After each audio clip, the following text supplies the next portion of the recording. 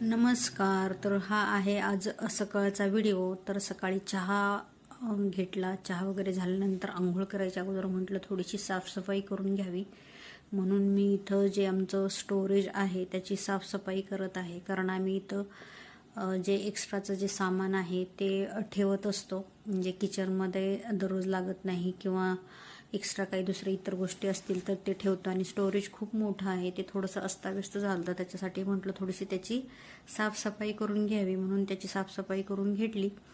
आणि नंतर माझ्या भावाच्या मुलाने फणस दिलता अख्खाच. तर तो अक्षय कापत होता, पण तो काही पिकलेला निघाला नाही, तो कच्चा निघाला, म्हणून तो म्हटला त्याचे वेफर्स कर. आणि मग मी नंतर फणसाचे वेफर्स केले. आणि झाल्यानंतर आम्ही सगळे जेवायला बसलो. आणि आज जेवणात होतं मटकीची भाजी, फ्लावरची भाजी, चपाती, ठेचा आणि फणसाचे वेफर्स.